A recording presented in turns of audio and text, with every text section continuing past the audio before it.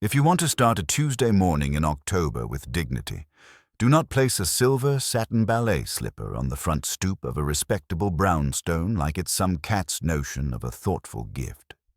That's my policy, and I thought it was understood by anyone with sense enough to navigate West 35th Street. But apparently the city's educational system had failed someone rather spectacularly.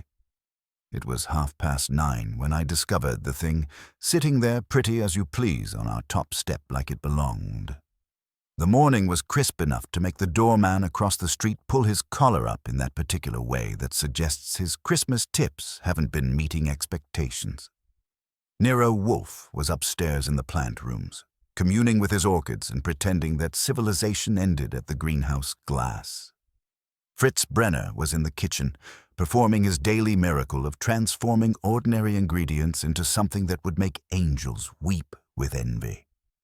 And I was at my desk in the office, wrestling with the morning mail and wondering why every insurance company in Manhattan felt compelled to explain to us weekly how we were courting disaster by simply existing. The doorbell had rung with that particular single-note tap that means someone has deposited something unwanted and fled the scene. By the time I reached the front door, the donor had vanished, leaving behind only their peculiar offering and the faint scent of expensive perfume hanging in the autumn air. The slipper was a work of art. I'll give it that.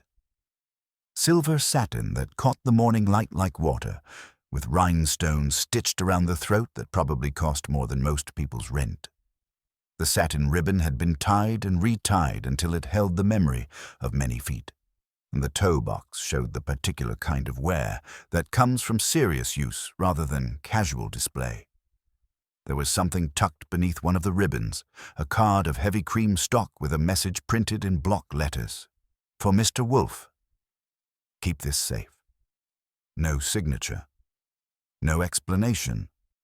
No polite request. Just a command delivered with the presumption that we were some sort of specialized storage facility with a reputation for discretion. I carried the thing inside and set it on the hall table, where it proceeded to glitter accusingly at anyone who passed. The doorman across the street craned his neck, hoping for some entertainment to break up his morning routine of looking important while doing nothing. I closed the door firmly, because a man has to draw the line somewhere, and mysterious footwear on the stoop seemed like a reasonable place to start. At 11 o'clock precisely, the familiar ritual resumed. The elevator descended from the plant rooms with its customary wheeze, and Nero Wolfe emerged, carrying himself with the measured dignity of a man returning from Mount Olympus and finding the lower world sadly lacking in proper management.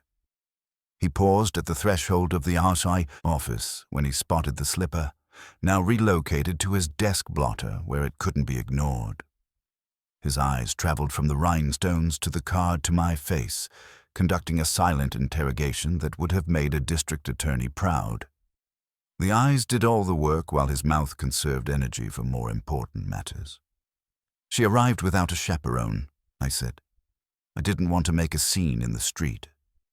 He picked up the card with 2 fingers, as if it might contain something contagious, read it carefully, then examined the slipper with the same clinical attention he usually reserved for particularly interesting orchid specimens. A woman's shoe in my office, he said finally. That is nearly as incongruous as finding a penguin at breakfast. It's not exactly a stiletto heel. You might call it a tool of the trade. It is a message, he declared, settling into his chair with the careful precision of a large ship finding its moorings. Questions are being posed to us that are not posed to others. Fritz. Fritz appeared in the doorway, a complicated-looking wooden spoon in his hand. Yes, sir. Wolfe gestured at the slipper. That object is not to be moved. Neither you nor Archie will so much as breathe upon it heavily. There are currents in the world that blow dirt onto everything without our assistance. Certainly, sir, Fritz said, though he looked at the slipper with the expression of a man who had just discovered a small dragon had taken up residence in his kitchen. Of course, I said, but if it starts to dance, I'm joining in. Wolfe fixed me with a look that suggested my sense of humor was another cross he was required to bear, then glanced at the wall clock. "Call Mr. Cohen." Lon Cohen answers my calls because I don't waste his time unless I have something he can use, and he knows it. The phone rang twice before his voice came through, tinged with the perpetual skepticism of a man who makes his living separating facts from wishful thinking. "Archie, please tell me you're calling with something that will make my editor stop threatening to assign me to cover flower shows." "I might have something. What do you know about ballet?" "That it involves people jumping around in uncomfortable shoes and pretending to be swans." "Why?" "More specifically, what do you know about the Avery Ballet Company?" There was a pause, and I could hear the rustle of papers. "Funny you should ask. They had their gala performance last night at Lincoln Center. Big society do. Lots of money changing hands for charity. But their principal dancer, Dahlia Roche, didn't make it to the curtain call. Sick? Dead. Found this morning in one of the rehearsal studios. The precinct boys are calling it an accident. Apparently she fell and hit her head. But here's the interesting part. Somebody made off with one of her slippers. A fancy one, covered in rhinestones and worth more than my car. I glanced at Wolfe's desk. Hypothetically speaking, if such a slipper were to appear in an unexpected location, would that be newsworthy? Lon's voice sharpened. Define unexpected location. The kind of location where people go to solve problems rather than create them. Archie, if you're telling me what I think you're telling me, then you and your boss are about to become very popular with some people who don't usually make social calls.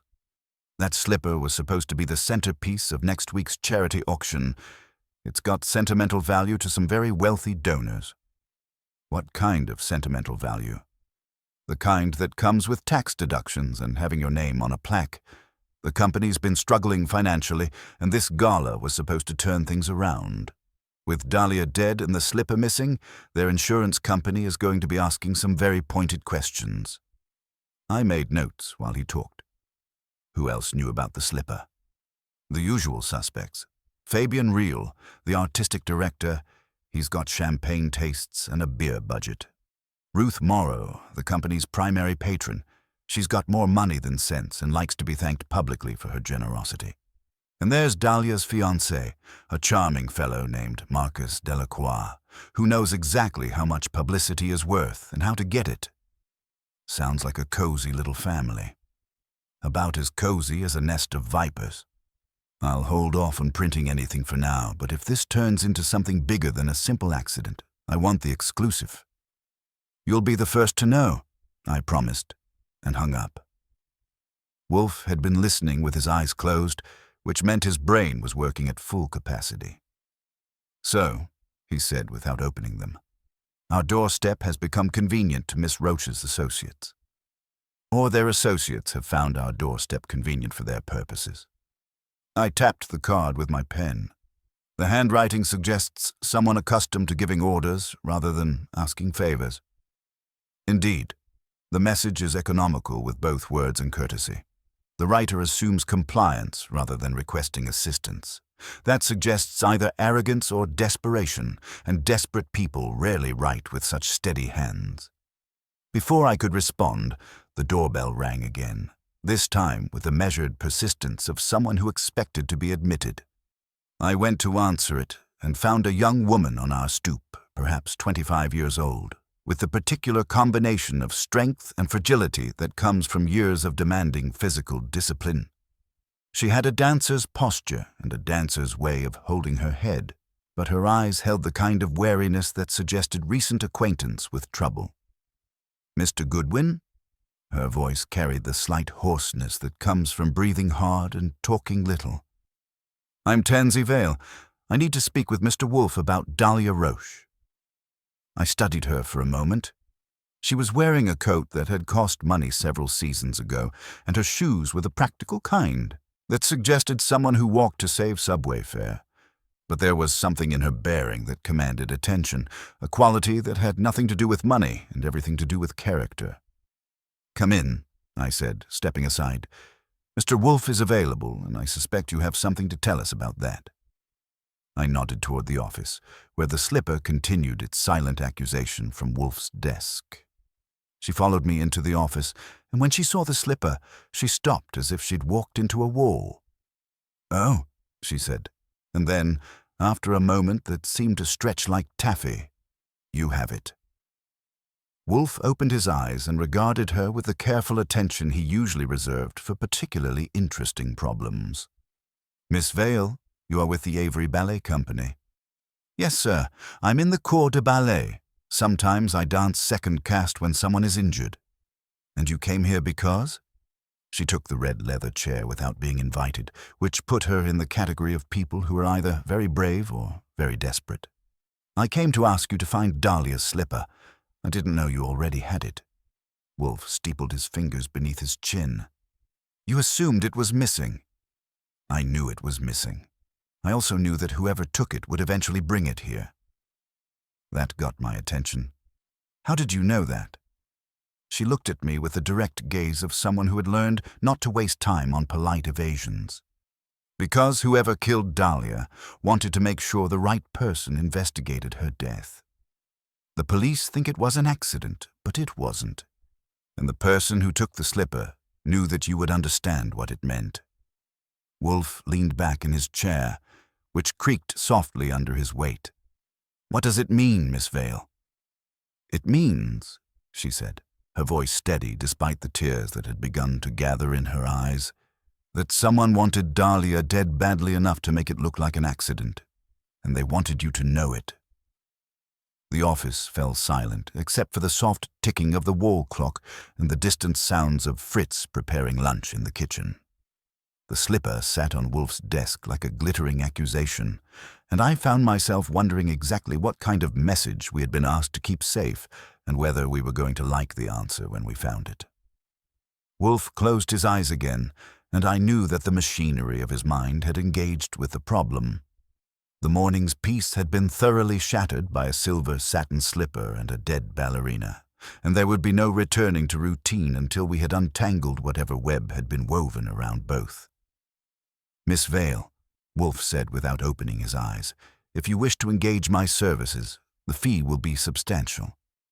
"I expected that," she said.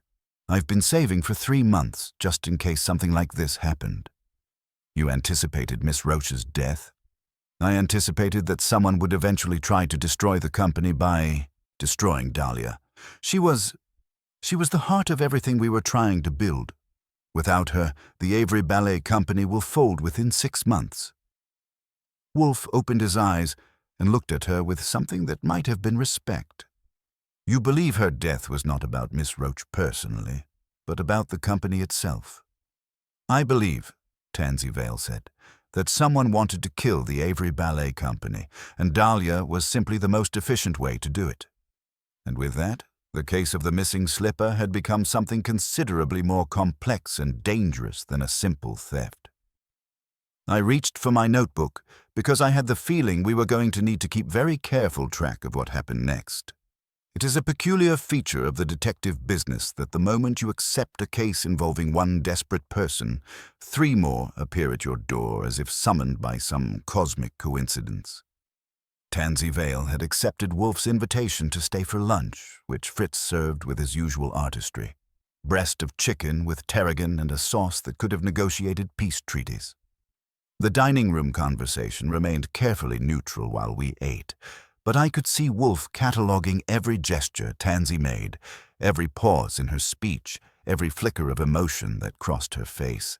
"Miss Vale," Wolfe said as Fritz cleared the main course, "you mentioned that you had been saving money for 3 months in anticipation of needing my services. That degree of foresight suggests you expected Miss Roach to come to harm." She set down her water glass with the precise control that marked every movement she made. Dahlia had been receiving threats, anonymous letters, phone calls that hung up when she answered. Someone broke into her apartment twice, but nothing was taken. The police said it was probably random, but nothing else in her building was touched. "Did she keep copies of the letters?" She threw them away. She said dwelling on ugliness was bad for her dancing. Tansy's mouth tightened. "But I read one of them." It wasn't written by some jealous dancer. It mentioned donor relationships, board politics, contract negotiations. It was about money. Wolfe selected a Napoleon with the care of a surgeon choosing an instrument. What sort of money, Miss Vale? The kind that comes with real estate. The Avery Company owns something worth considerably more than most people realize. Our building. We have a 99-year lease on a 5-story building in the theater district that we got for almost nothing in 1962. The neighborhood has changed since then. I looked up from my coffee. How much has it changed? The building is worth at least $20 million now, but the lease specifies it can only be used for dance instruction and performance. If the company folds, the lease reverts to the landlord's estate. Wolfe's fork paused halfway to his mouth. And who controls the landlord's estate? That's where it gets interesting. The original landlord was Charles Pemberton. He died 15 years ago, and his estate has been tied up in probate. His heirs have been fighting over everything he owned, including our building. She paused, choosing her words carefully. Marcus Delacroix is Charles Pemberton's grandson. The silence that followed was broken only by the sound of Wolfe's coffee cup meeting its saucer with mathematical precision. I felt the familiar tingle that comes when a case shifts from puzzling to genuinely dangerous. Miss Roche's fiancé stands to inherit a $20 million building if the ballet company fails, I said. That's what I call a motive with staying power. Marcus showed up in Dahlia's life about 6 months ago, right when the probate court indicated they were close to settling the estate. Before that, he'd never shown any interest in ballet. Before Wolfe could respond, the doorbell rang with a sort of insistent authority that suggests people accustomed to having doors opened for them. I went to answer it and found 2 figures on our stoop who looked like they'd been cast by different directors for the same play. The man had the kind of jaw that photographers love and the sort of tan that requires frequent travel to maintain. His hand was already extended for shaking, and his smile was the kind that closes deals and opens wallets. The woman beside him carried herself with the quiet authority of someone who managed other people's millions and took the responsibility seriously. "Goodwin," the man said. "Marcus Delacroix. I need to see Mr. Wolfe immediately." He gave the street a quick scan, as if checking for photographers. "This is Miss Byrne. She represents Ruth Morrow." "Her attorney?" I asked. "Her executive director," Miss Byrne corrected. "I'm empowered to act for Miss Morrow in all matters concerning the Avery Ballet Company. We have reason to believe you're in possession of property belonging to the company." I stepped aside to let them enter, because there are times when resistance is nothing but theater, and I was saving my energy for more productive forms of entertainment. Back in the office, the atmosphere changed the way it does when a storm front moves in. Marcus spotted the slipper on Wolfe's desk and made a sound appropriate for someone discovering a lost Rembrandt in a garage sale. Miss Byrne didn't make sounds. She noted the slipper's position, the card beside it, and Tansy in the red leather chair, filing all of it away in whatever mental database she used to manage Ruth Morrow's interests. "Nero Wolfe," Marcus said, investing the name with the reverence usually reserved for Nobel Prize winners. "Dahlia spoke of you often. She said if anything ever happened that wasn't right, you were the only person who would smell it." Wolfe didn't offer to shake hands. He offered a stare that could have been used to cut glass. Did she anticipate that something would happen? She was worried about the company's future. We all were. Marcus turned to me with a smile that could have financed a political campaign. "We need that slipper back, Mr. Goodwin, for the company, for the donors, for Dahlia's memory." "It's evidence," I said. "It's a symbol," Marcus countered. "It's hope." "Mr. Wolfe," Miss Byrne interjected with the calm precision of someone accustomed to redirecting conversations, "Ms. Morrow is prepared to ensure the company's survival after Ms. Roche's death. That includes managing donor expectations, insurance claims, and, if necessary, police relations. The slipper was consigned for auction. Its chain of custody matters." And yet, Wolfe said, touching the card with one finger, someone circumvented your chain of custody by depositing it on my doorstep with instructions to keep it safe. Miss Byrne's eyes flicked once to Tansy, then back to Wolfe. Which is what we're trying to remedy. We don't need to be at cross purposes. You're already at several purposes, Wolfe told her. Sit down. He gestured Miss Byrne to the yellow chair and let Marcus find his own seat. Miss Vale, you will remain. Tansy had no intention of leaving. She had planted herself in the red leather chair with the determination of someone who had finally found allies. For the record, Mr. Wolfe, Miss Byrne said, folding her hands in her lap. Who gave you the slipper? For the record, no one gave it to me. It was deposited without consultation. The police are content to call Miss Roche's death an accident. Are you? Miss Byrne's composure flickered for just a moment. We are not content with Dahlia's death in any form, Mr. Wolfe. That's exactly why I'm here, Marcus said, leaning forward with practiced sincerity. Dahlia was going to change everything, for the company, for the art form itself. There were people who didn't want that change. Names, Wolfe said, as if ordering a spice from Fritz. Marcus spread his hands in a gesture that managed to be both helpless and calculated. Fabian Reel thinks innovation is treason unless it's his idea. He's been artistic director too long and spends money like applause. Ruth, Ms. Morrow, loves glamour but hates deficits. She supported Dahlia when Dahlia smiled for photographs, but when Dahlia chose artistic integrity over social obligations, the temperature dropped considerably. And you, Mr. Delacroix? Wolfe asked. What was your relationship to these tensions? Marcus's smile never wavered. I was trying to help Dahlia navigate them. She was an artist, not a politician. She needed someone who understood how to work with donors, board members, the press. Someone who understood the value of a $20 million building, Tansy said quietly.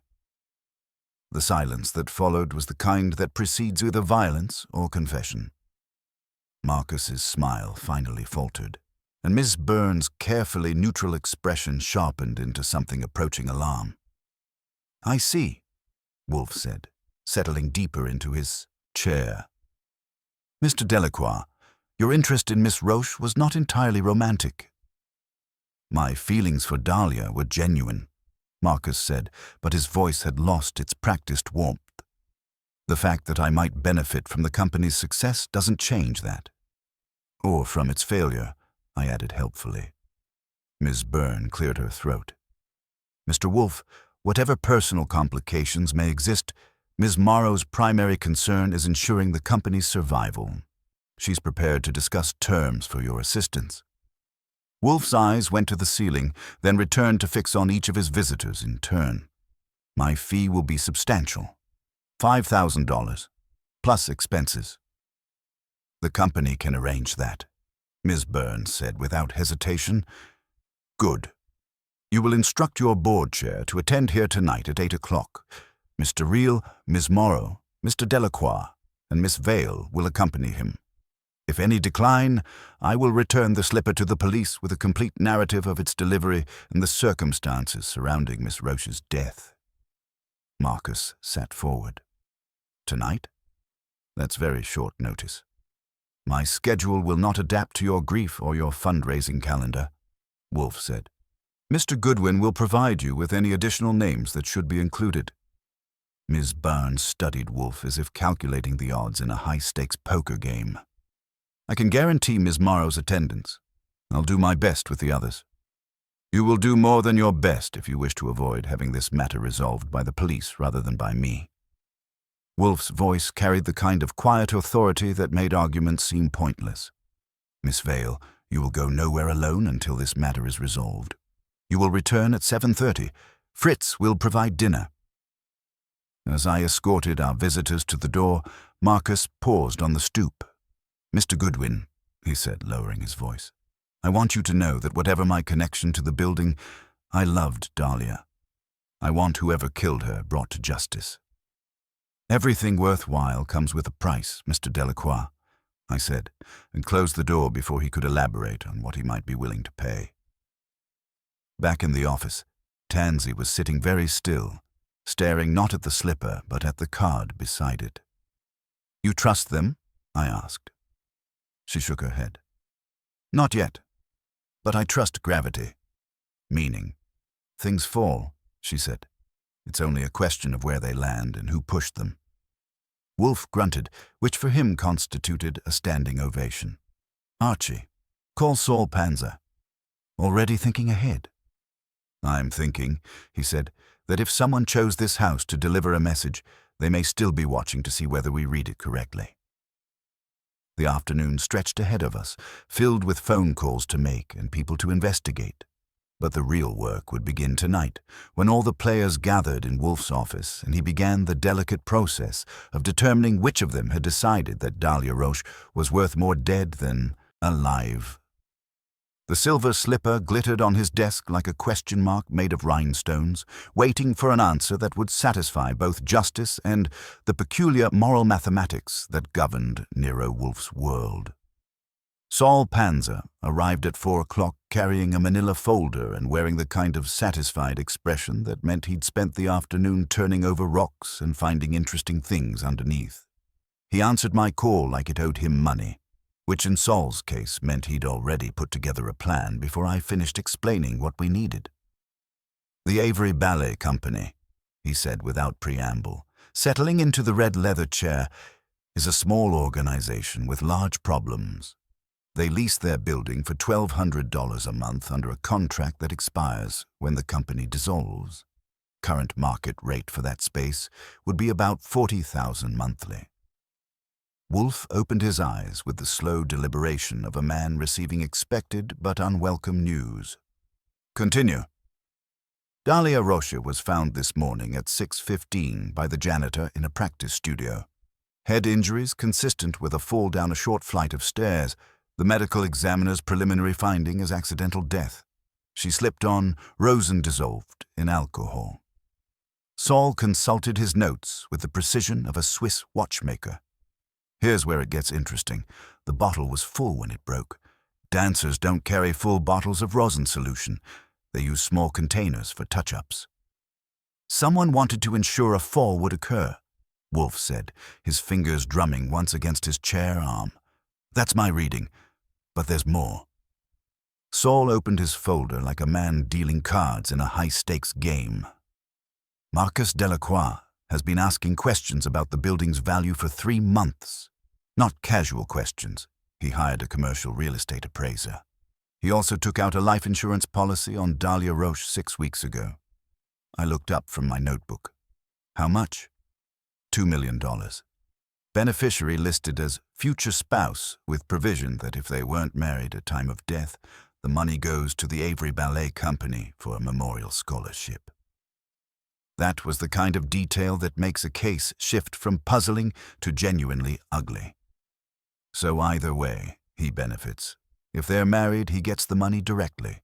If not, the company gets it, and he inherits the building when the company folds. "It gets better," Saul continued with the enthusiasm of a man who enjoyed watching dominoes fall in perfect sequence. "Ruth Morrow has been liquidating assets. She sold her house in the Hamptons last month and transferred the proceeds to an account controlled by her foundation. But here's the catch. Her accountants have been asking pointed questions about the company's long-term viability. Specifically, whether continued support makes financial sense if their star performer were to become unavailable." Wolfe leaned forward slightly. "She was planning to abandon them, or planning to buy them outright. Ms. Byrne has been in preliminary discussions with the probate court about acquiring the building lease directly. If the company failed, she could step in as the new tenant at $1,200 a month for a $20 million property." "An attractive proposition," Wolfe murmured. "But only if the current tenant defaults." "Which brings us to the television contract," Saul said, producing another document. Dahlia had been negotiating with Cultural Broadcasting Network for a 3-year deal worth $3 million, plus residuals. She was supposed to sign it today. The office fell silent except for the soft ticking of the wall clock. $3 million was enough to transform the Avery Ballet Company from a struggling artistic venture into a stable business. It was also enough to make several people very unhappy about the prospect of Dahlia Roche living long enough to sign the contract. "Who knew about the television deal?" I asked. Dahlia kept it quiet, but she had to involve the artistic director, Fabian Reel, for legal approval. Marcus knew because he was going to handle the publicity, and Ruth Morrow knew because her foundation was going to co-sponsor some of the performances. I set down my pen and looked at Wolfe. So we have Marcus, who benefits from either marriage or death. Ruth Morrow, who was planning to either abandon or acquire the company. And Fabian Reel, who had artistic control but needed Dahlia's star power for the television deal. "I'll set a watch on your stoop in the ballet building," Saul said, gathering his papers. "Quiet eyes. If our slipper's donor is curious, they might drift back toward the source." After Saul left, I decided it was time to visit the scene of the crime myself. 2 subway rides later, I was standing in front of a building that had been discovered by money 10 years ago and was pretending it had grown up there. The Avery building had a fresh coat of paint and a brass plaque polished to a courtroom shine, but the door still needed to be coaxed like an old dog rising from a nap. Inside, the dancers whirled. The smell inside was floor wax, sweat, and ambition. A girl with hunched shoulders and a bun like a punishable offense sat behind a desk fussing with schedules. I told her my name and that I wanted to talk to whoever had the cat herding contract. "That would be Gideon Lake," she said. "Stage manager." Gideon Lake had a clipboard that looked surgically attached and the eyes of a man who counted people as moving props. He gave me a once-over that started at my shoes and ended somewhere around my credibility and did not improve. "I don't give press passes," he said. "That's all right. I don't carry one. Archie Goodwin, operative for Nero Wolfe." That got action. The clipboard shifted from defense to drawbridge. "Right. We heard Mr. Wolfe was involved. You want to see the studio where it happened?" "If it won't disturb the Swans." "They're never not disturbed." He led me down a corridor lined with bulletin boards papered in rehearsal notices and pleas for roommates with steady jobs and no pets. We found Dahlia at the bottom of the practice room stairs, head wound from the fall. The medical examiner said the Rosine solution made the top step slippery. The practice studio was large, bright, and currently populated by 6 women moving like a flock, legs slicing the air with mathematical precision. A pianist in the corner had a face for tragedy and hands for speed. The short staircase led to an upper level used for storage, and I could see the chalk outline where Dahlia's body had been found. I climbed the stairs carefully, examining each step. At the top, near where the rosin bottle had broken, the wood had a faint sheen that looked like it had been wiped, but not quite cleaned. I crouched and caught the ghost of something that looked like oil, worked into the seam and then hurriedly blotted. "Cleaners here take pride?" I asked. Gideon snorted. "They take home what they can carry, but the studios aren't touched without my say-so. That area got attention after the cops left." "By whom?" His eyes flicked toward the glass window where the corridor reflected like a two-way conscience. "Ask Fabian." As if summoned by the mention of his name, Fabian Reel materialized in the doorway, a man in black with a scarf not so much worn as wielded. He had the kind of cheekbones that look better when a critic is saying your name, and a mouth that liked correction. "Mr. Goodwin, isn't it?" he said with theatrical precision. If Mr. Wolfe wanted to see the scene of Dahlia's demise, he should have bestirred himself. "Or do you do his walking?" "I do it better than he'd do it himself," I said. "You wiped that area." Fabian's eyes widened with theatrical innocence. "I smoothed a blemish. The police were vulgar and left their footprints. It offended me." "Something offended you before that." "Everything offends me if it's bad taste." He stepped into the room, watching his dancers the way a jeweler watches scrollwork under magnification. And what offends me most is this suggestion of sabotage. Dahlia was careless when she was tired. She refused to listen to instruction when she thought it impeded inspiration. She had enemies. She had gravity, he said with the air of a man delivering profound wisdom. It is impartial. Your finances are not, I said. You were over budget. Dahlia insisted on cuts that embarrassed you in front of the board. He gave me a look that suggested newspapers should be pulped for fertilizer. I fight for excellence. Ms. Morrow prefers photo opportunities. The board chairs meetings like a municipal committee discussing potholes. Marcus monetizes grief. And Tansy, he made a dismissive gesture. Yes? Fabian's mouth compressed into a line of artistic disapproval. Tansy Vale confuses loyalty with sabotage. She tells truths that are not hers to tell. It makes donors nervous. The understudies. In the little lounge that thought it was a lobby, I found Celine March, the dancer who went second cast and slept badly. She was pretty in a way that gets you noticed in a grocery store and resented in a studio. Her feet were in ice buckets, and her eyes were on me with curiosity disguised as boredom. You are Dahlia's understudy, I said. Sometimes, she said, lifting one foot out of the ice and flexing it like she was testing the tension in a violin string. Other times I was third. It depends on who tears a ligament. You benefit from her death. Everyone benefits and no one benefits, she said with the weary philosophy of someone who had learned that life rarely delivered what it promised. We get coverage and lose a star. We get money, maybe, and lose a future. Dahlia didn't wear rhinestones in the studio.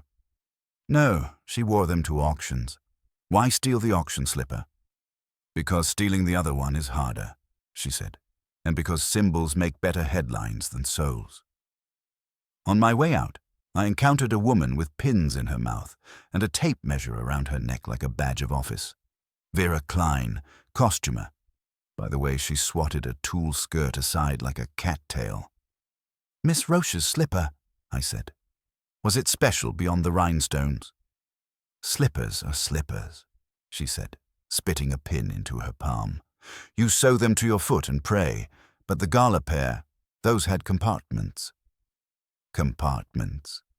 For tokens, charms, dancers are medieval under the skin.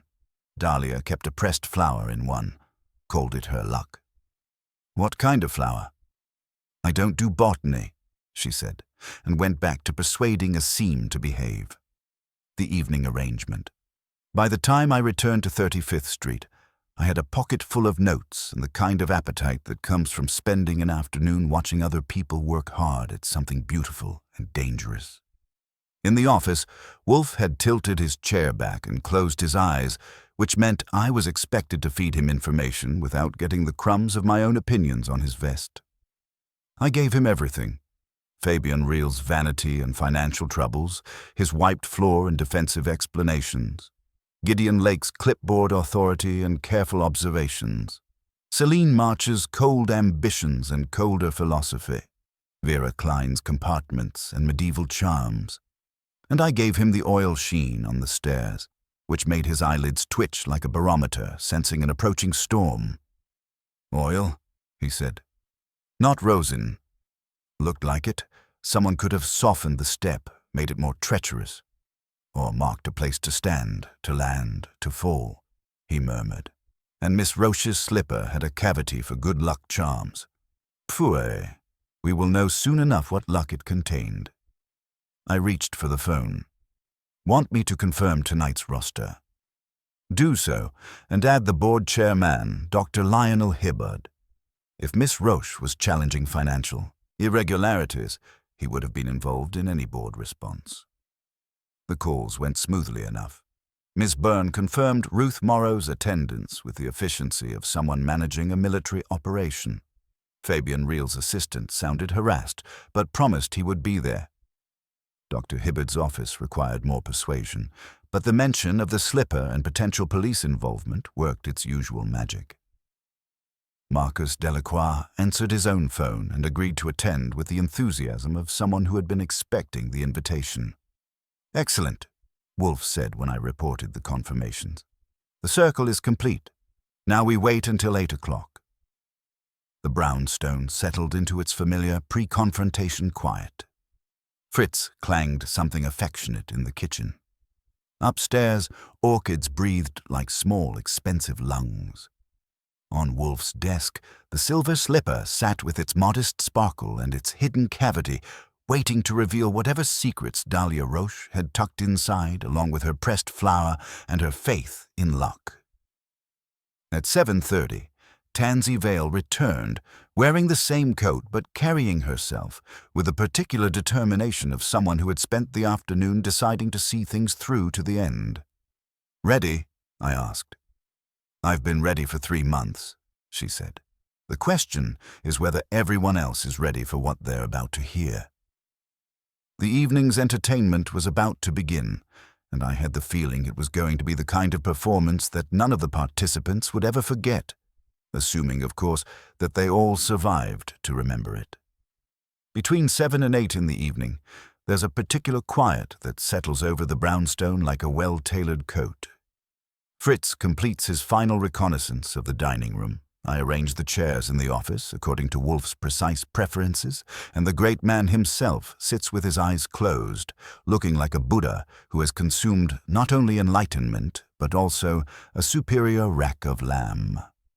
If you forget that his appetite extends to human folly as readily as to Fritz's cuisine, you haven't been paying attention. At 7:30 sharp, Tansy Vale returned wearing the same coat, but carrying herself with the particular determination of someone who had spent the afternoon deciding to see things through to whatever end awaited. Fritz materialized with a tray, consommé with a whisper of Madeira, and a small roll that would have made angels abandon their harps to weep with pure joy. She tried to refuse. Fritz's expression suggested that disrespecting his creation was not among the available options.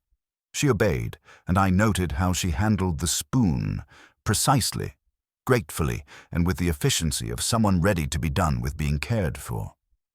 "Miss Vale," Wolfe said without opening his eyes, "you will occupy the red leather chair. Your observations will be more valuable than your commentary, at least initially." While he orchestrated the room's atmosphere, I decided to give the slipper the attention it had been demanding since morning. Vera Klein's mention of compartments had been nagging at me like a splinter in a thumb.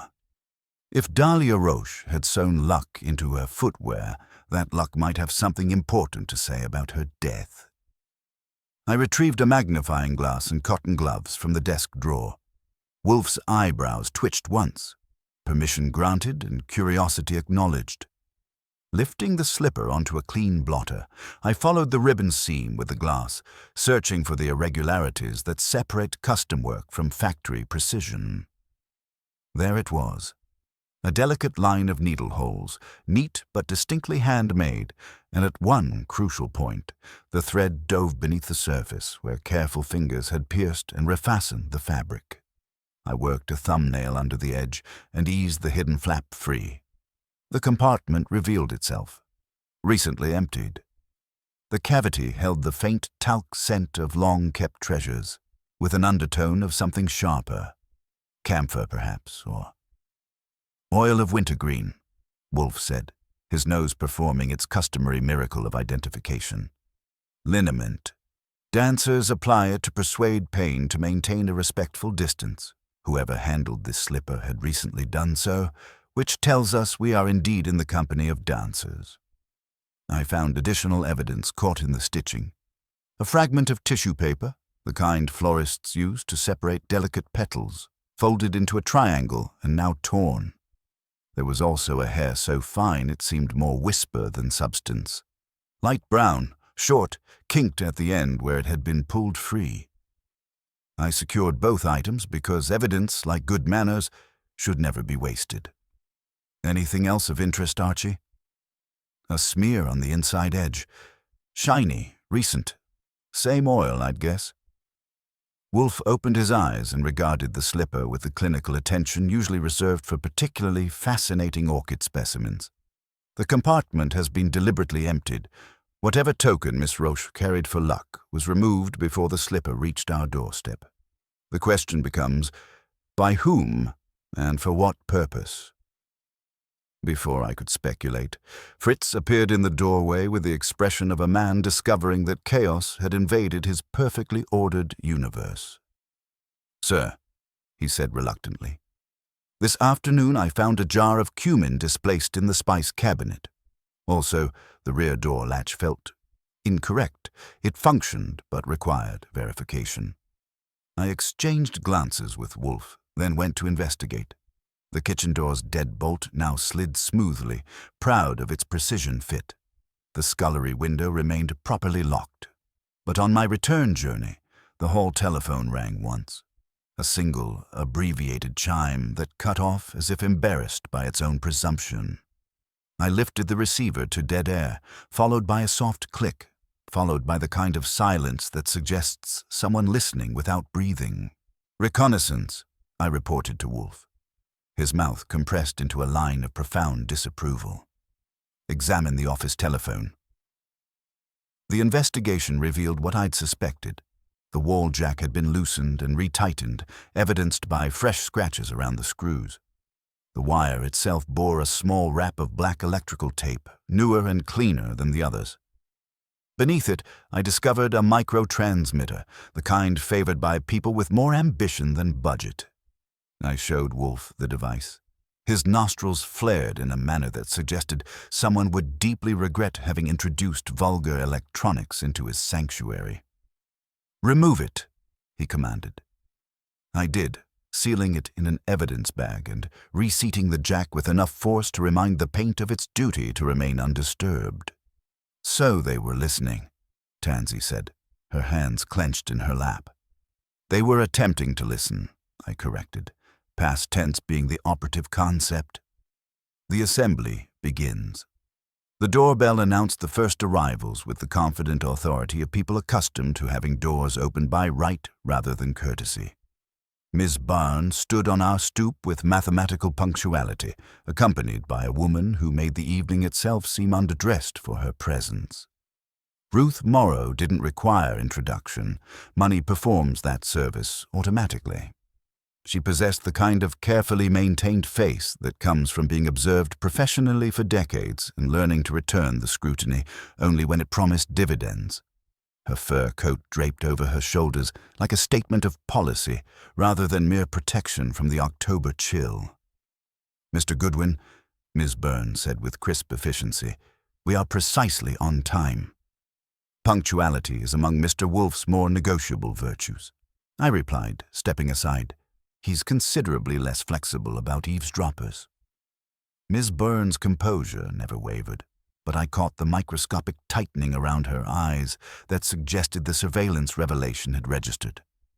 In the office, I watched Ruth Morrow assess the silver slipper with the calculating gaze of someone evaluating a potential acquisition. She didn't approach it, didn't pretend not to notice it, but met it with the cool acknowledgement one reserves for a rival at a charity auction. "Mr. Wolfe," she said, her voice carrying the cultured authority of someone accustomed to having her observations treated as pronouncements, "this is highly irregular. I trust you have compelling justification for disrupting established schedules." "The justification, madam, is the death of Miss Roche and the presence of that object," Wolfe replied, indicating the slipper with a gesture that managed to be both dismissive and respectful. "Before we proceed, you should know that my office was subjected to electronic trespass this afternoon. Mr. Goodwin has remedied the vulgarity, but I mention it because it substantially reduces my already limited tolerance for obfuscation." Ruth Morrow's eyebrows rose with the precision of someone who had learned to express surprise without compromising her makeup. "Are you suggesting that someone in our circle would resort to such commercial methods?" "I am suggesting that someone with access to your private conversations believed advance knowledge of this evening's proceedings would prove advantageous." Ms. Barnes You will presently provide me with a list of individuals who have access to your security arrangements, boardroom discussions, and personal correspondence." Miss Byrne inclined her head with the measured respect of someone calculating how much cooperation she could afford to withhold. "To what end, Mr. Wolfe?" "To the end of informing you that if any detail from this room reaches unauthorized ears, I will consider you complicit in the transmission. I will act accordingly." The doorbell's next announcement brought Fabian Reel, draped in black velvet and trailing the particular combination of expensive cologne and artistic angst that marks men who consider themselves living works of art. He surveyed the assembled company with the expression of a director discovering that his carefully cast production had been invaded by understudies. "Nero Wolfe," he declared, investing the name with the reverence usually reserved for deceased composers. "I understand you have questions regarding our recent tragedy. However, let me clarify immediately that Dahlia's unfortunate accident holds no mysteries that artistic insight cannot illuminate. Your artistic insight, Mr. Reel, will be temporarily redirected toward more mundane matters," Wolfe replied with the patience of someone explaining basic mathematics to a particularly slow child. Dr. Lionel Hibbard arrived with the measured dignity of a man whose medical opinions had been treated as papal edicts for so many years that he'd forgotten they were merely educated guesses. His silver hair suggested professional attention twice weekly, and his handshake carried the democratic authority of someone who'd been practicing egalitarianism since medical school without quite mastering the concept. "Mr. Wolfe," he said, settling into the yellow chair with the care of someone whose back had been delivering pointed reminders about the passage of time.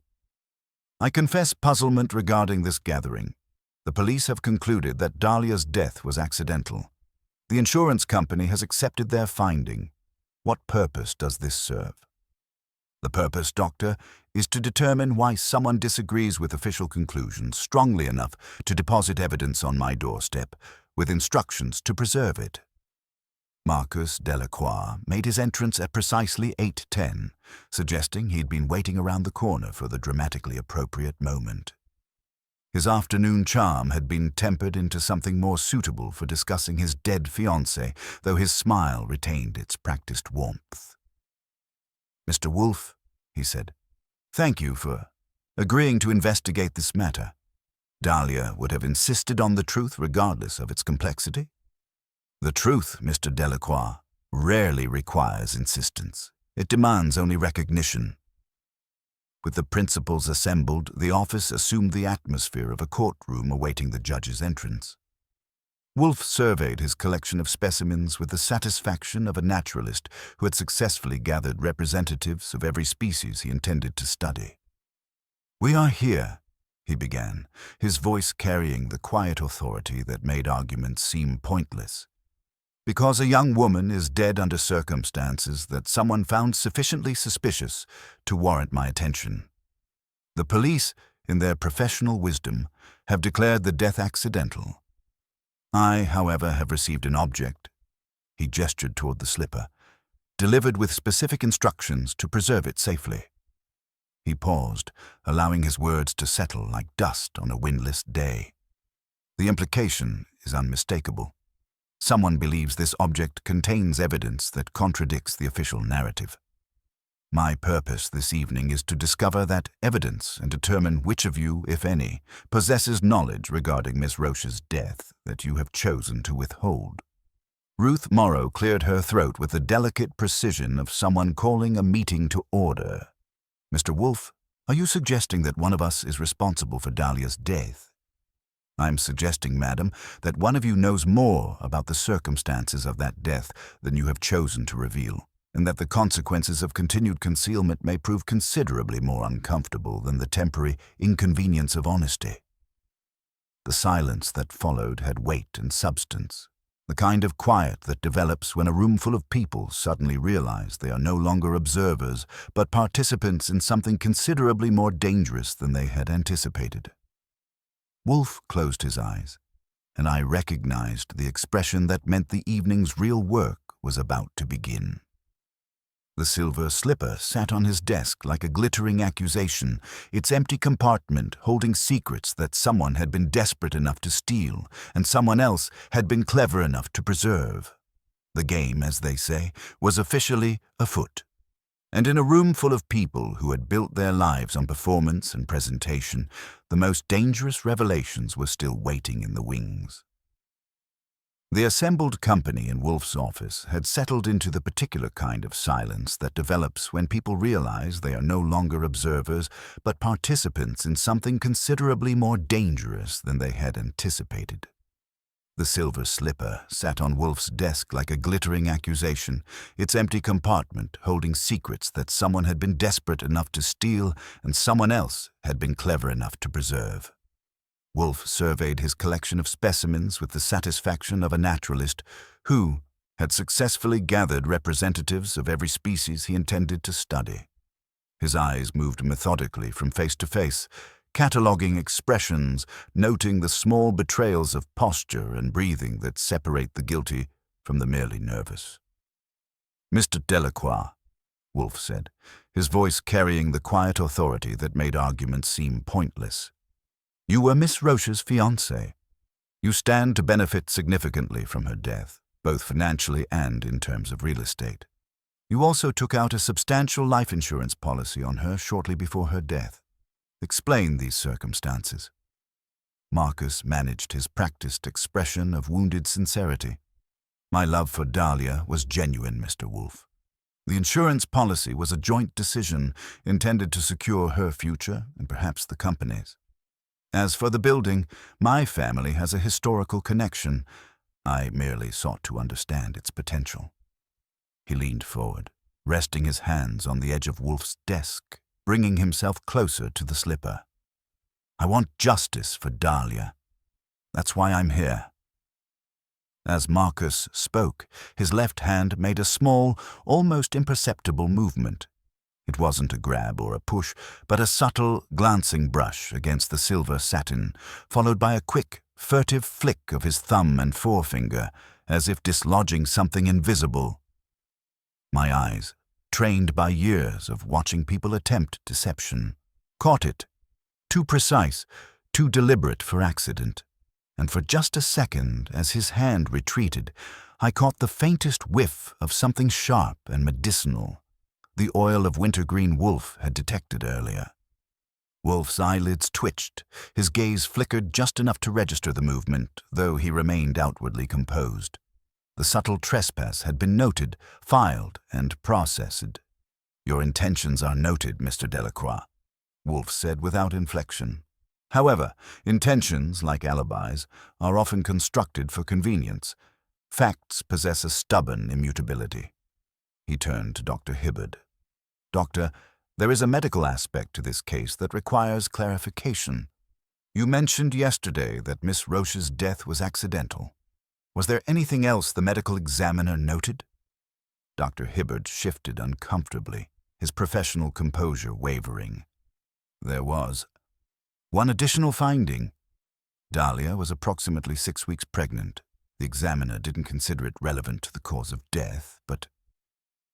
The silence that followed had weight and substance. Ruth Morrow's carefully maintained expression cracked slightly. Fabian Reel's theatrical posturing faltered. Marcus Delacroix went very still. "Pregnant," Wolfe repeated, the word falling into the quiet like a stone into still water. "Mr. Delacroix, this information considerably alters the mathematics of your insurance policy, does it not?" Marcus's practiced composure finally showed strain. We hadn't made any announcements. It was early, and Dahlia wanted to be certain about her career options before discovering whether the father intended to marry her," I interjected. "Because if she died pregnant and unmarried, you wouldn't inherit anything, would you? The policy would require a different beneficiary." The telephone rang, cutting through the tension with bureaucratic precision. I answered and got Saul Panzer's voice, flat and urgent. "The second slipper," he said without preamble. "Someone just removed it from the Avery building. Professional job. In and out through the service entrance in under 3 minutes. I've got eyes on the courier. I relayed the information to the room. The effect was immediate and revealing. Ruth Morrow's eyes sharpened with calculation. Fabian Reel produced outrage like a man consulting a well-stocked prop closet. Dr. Hibbard said, "Really," in the tone of someone who considered the universe poorly managed. But Marcus Delacroix's reaction was the most interesting. His face went through a series of micro-expressions: surprise, calculation, and something that looked remarkably like relief.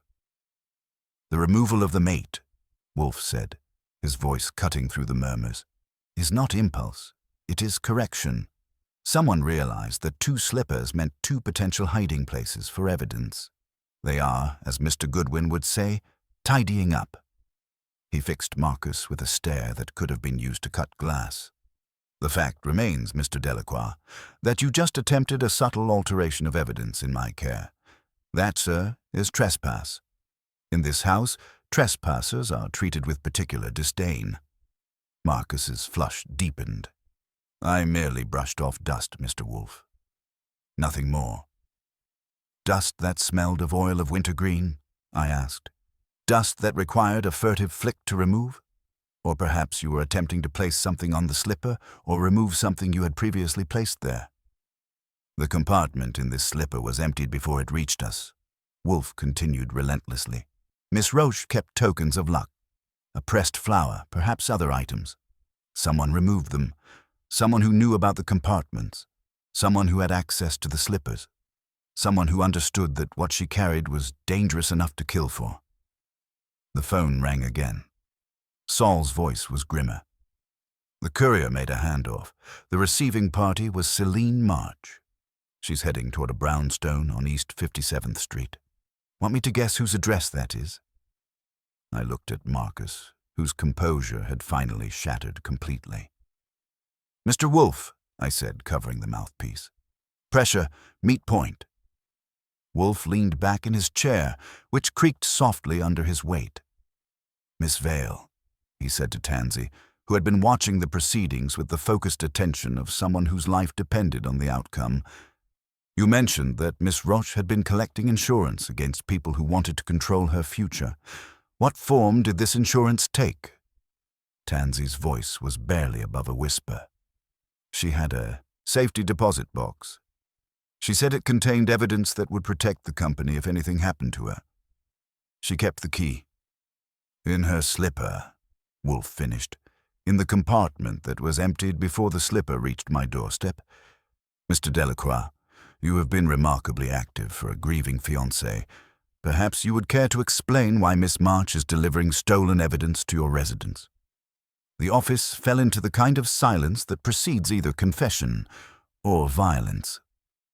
Marcus Delacroix sat frozen in his chair, his practiced charm finally exhausted, while the silver slipper glittered on Wolfe's desk like a question mark, made of rhinestones, waiting for an answer that would satisfy both justice and the peculiar moral mathematics that governed Nero Wolfe's world.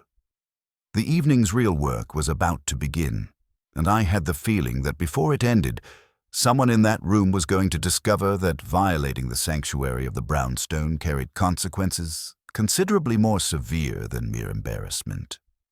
If you think Nero Wolfe starts swinging once he smells blood, you've been reading the wrong detective stories. He circles, he positions, he feeds out rope by the inch and waits to see who fashions it into a noose.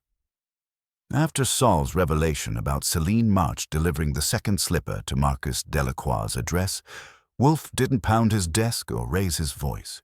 He looked at the ceiling as if it had offered him a particularly stupid opinion, then began issuing instructions with the calm precision of a general who had just spotted the enemy's weak flank. "Mr. Goodwin," he said, his voice carrying the quiet authority that made resistance seem pointless, "you will escort our guests to the door. Individually, you will inform each of them that the slipper will remain in my custody, and that I will communicate my findings tomorrow. Anyone who disputes this arrangement may discuss their concerns with Inspector Kramer." The mention of Kramer's name hit the room like a cold draft in August. Even people who had never met the inspector understood the weight attached to his title and his particular methods of conducting interviews. I herded them out in order of fragility, starting with Dr. Hibbard, who expressed relief the way some men express political opinions, loudly and to the wrong audience. Fabian Reels swept toward the door in a cape of artistic disapproval, muttering something about Philistines and proper respect for artistic institutions. Ruth Morrow didn't move until Miss Byrne gave her a nearly imperceptible nod, and when she did rise, she cast one final calculating look at the silver slipper that suggested she was already computing 50 different futures without it. Marcus Delacroix lingered, attempting one last performance of wounded sincerity, but the expression died under Wolfe's lidless stare. He followed the others into the October night, his shoulders carrying the particular weight that comes with knowing. You've been caught at something but not yet knowing how much the other party understands about your activities.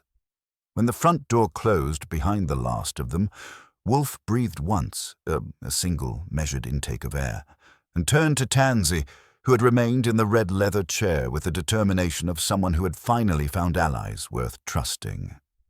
"Miss Vale," he said, "you will telephone the company's rehearsal secretary. Inform her that you will not be returning to the building tonight or tomorrow morning. Be audible in your distress, but offer no explanations." Tansy's eyebrows rose with understanding. "You want them to think I'm frightened." "I want them to think you are absent," Wolfe corrected. "Fear is merely seasoning. The essential ingredient is uncertainty about your whereabouts and your intentions." The network activated. "Mr. Goodwin," Wolfe continued, "call Mr. Panzer. He is to maintain surveillance on the East 57th Street address. If Miss Byrne appears there, he will inform me immediately. If Mr. Delacroix departs carrying anything that could reasonably contain a key, he will follow." I got Saul on the first ring. He was already positioned where he could observe the brownstone service entrance without fogging his windshield with unnecessary breathing. He accepted the new parameters with the professional calm of a man who had learned that the weather of human behavior was always subject to sudden changes. "Now," Wolfe said, settling deeper into his chair, "Mr. Cohen." Lon Cohen answered before the second ring, which meant he'd been hoping for exactly this call. "Tell me you've got something better than designer footwear, Archie." "I've got a strategic leak," I said. Dahlia Roche kept insurance in the form of a safety deposit box key hidden in her performance slipper. Someone has been cleaning up loose ends, but they may not have found all of them. If a whisper appeared in tomorrow's Gazette suggesting that a duplicate key exists and is currently under Mr. Wolfe's protection, what would happen? Lon's chuckle carried the satisfaction of a man who understood the mechanics of pressure. Half your suspects would develop insomnia, and at least one would make a move stupid enough to get them caught. "How loud do you want this whisper?" "Loud enough to provoke action, quiet enough to avoid getting us killed. Attribute it to sources close to the investigation and keep the bank's name out of it for now." "I can write that story in my sleep," he said. "And probably will, considering the hour. You'll owe me dinner at Rusterman's." "I always do," I said, and hung up. While I handled the press arrangements, Wolfe had been consulting his address book with the methodical care of a man selecting the proper wine for a delicate sauce. He dialed a number from memory and spoke with the precise courtesy he reserved for people he intended to manipulate into feeling honored by his attention. "Mr. Keyes, this is Nero Wolfe. Your institution, Hamilton Trust and Savings, maintains safety deposit facilities, does it not?" "Excellent. Tomorrow morning you will receive a lawful request from the executor of Miss Dahlia Roche's estate to freeze access to box number 717 pending legal counsel's presence. I'm informing you as a courtesy that any attempt to access that box beforehand will constitute fraud." He paused to sip his coffee. "No, I do not require your gratitude. I require your vigilance." I raised an eyebrow as he hung up. "Hamilton Trust? Miss Roche banked with an institution favored by artists and idealists," Wolfe said. "Their security procedures are adequate, and their discretion is legendary. More importantly, Their night manager is a former client who understands the value of preventing rather than investigating crimes. The surveillance reports. At 9:15, the phone delivered Saul's voice with its customary economy. Movement. Celine March departed the building empty-handed, took the crosstown bus. Classic misdirection. 2 minutes later, Miss Barnes' car arrived at the service entrance. She went inside carrying a portfolio case and hasn't emerged. Report her departure, Wolfe instructed, and hung up without ceremony. Tansy had been sitting quietly, her eyes fixed on the silver slipper as if it might offer commentary on the evening's events.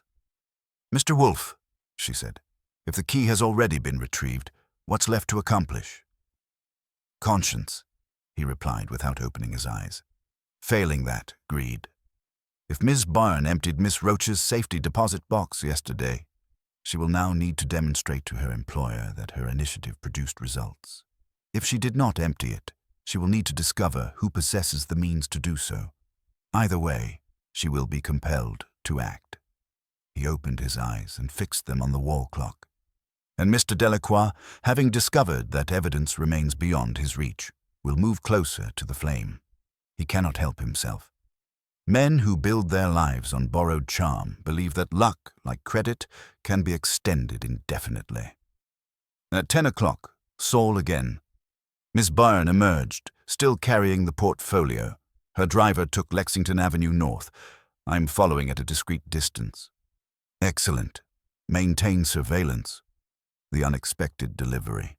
At 10:30, our own doorbell announced a visitor with the tentative authority of someone who suspected he might be making a serious mistake. I found Gideon Lake on our stoop, wearing a coat that had inherited its shape from previous owners, and an expression that suggested his supply of stoicism had finally run dry. "Mr. Goodwin," he said, holding a small paper bag as if it contained either explosives or salvation, "I shouldn't be here, but I saw Miss Byrne with Celine tonight, and then I noticed a special board meeting posted for tomorrow morning, emergency lease discussion. That only happens when someone's about to be buried. So I brought you this." The bag contained a small tin of the kind used for throat lozenges and guilty secrets. Inside, nestled in tissue paper, were 2 short lengths of ribbon stitched together at one end and a tiny brass cylinder no longer than my thumbnail. "Locker 12 in the company's storage room," Gideon explained. "Dahlia told me once, if anyone tries to destroy me, look there." I didn't believe her because you don't expect tragedy when you're surrounded by beauty every day. Tonight I believed her. Wolfe examined the cylinder with the delicacy of a jeweler appraising a rare stone. His nostrils flared slightly. "Oil of wintergreen and camphor," he said. "Miss Roche stored the key in liniment to mask its metallic scent from anyone who might search her belongings. Ingenious and practical, the hallmarks of someone who understood that survival sometimes requires unconventional methods." Gideon swallowed hard. "I don't want to be involved in this any deeper than I already am." "You are already involved to the extent that justice requires," Wolfe told him.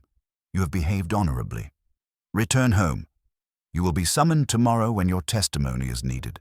Until then, discuss this with no one." After Gideon left, lighter by one secret and heavier by the knowledge of several crimes, Saul called again at 11 o'clock. Miss Byrne returned home and made 3 phone calls.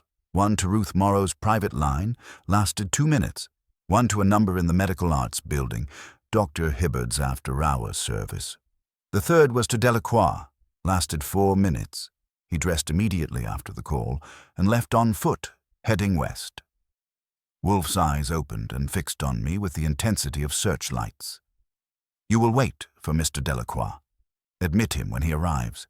Keep your hands visible and your weapons holstered." "Weapons," I protested.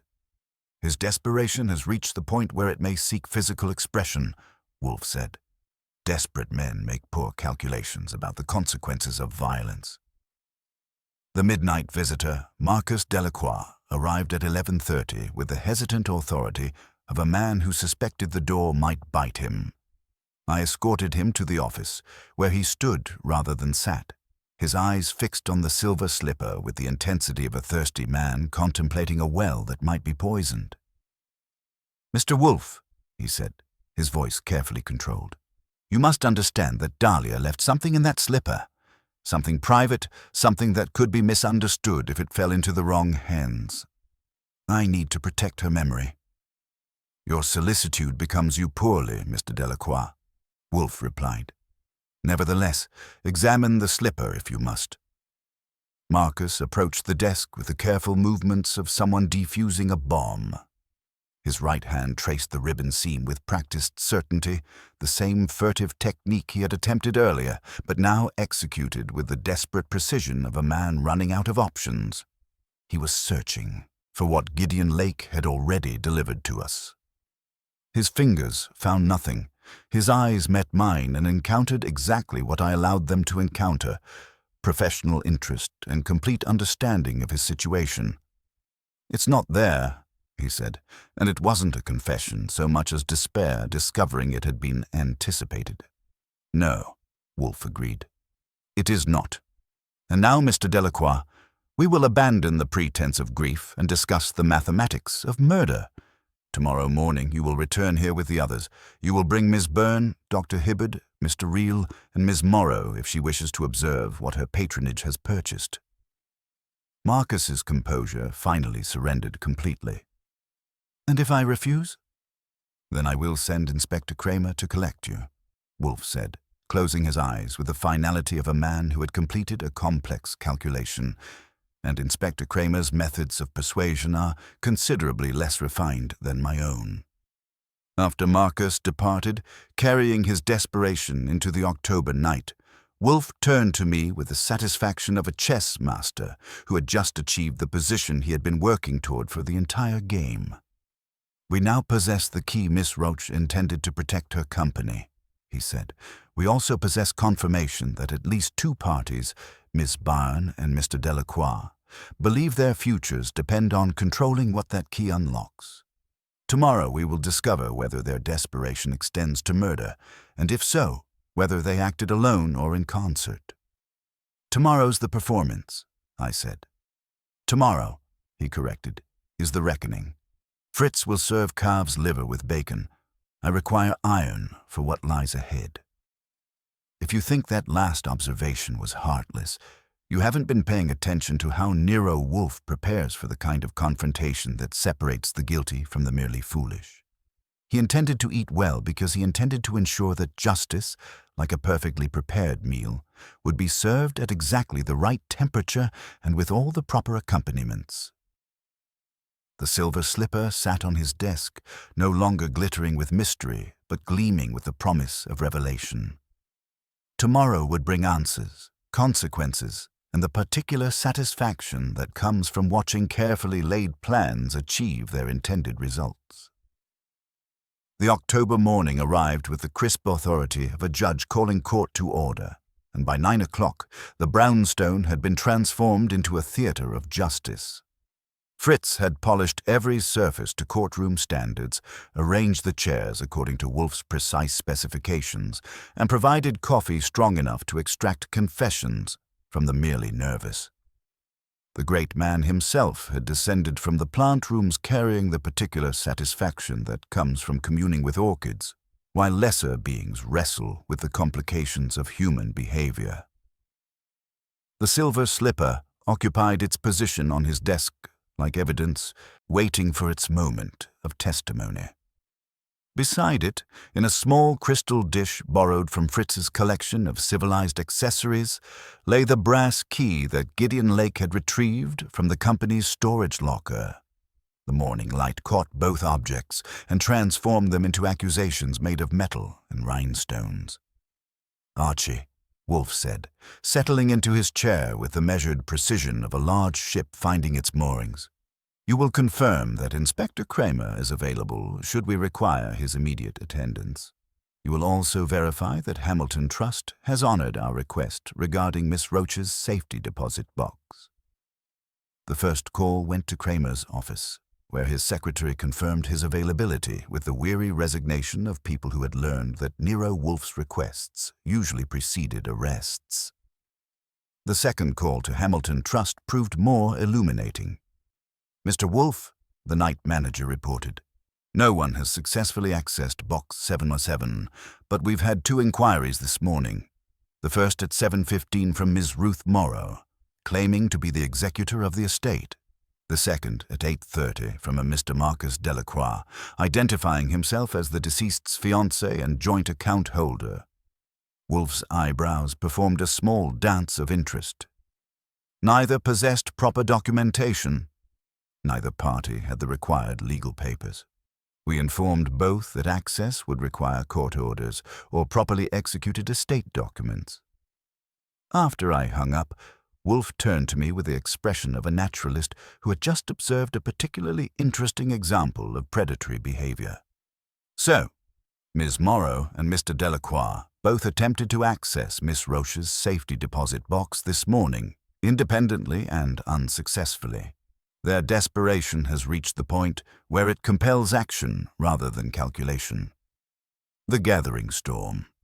At 10 o'clock precisely, our doorbell announced the first arrivals with the confident authority of people accustomed to having doors opened by right rather than courtesy.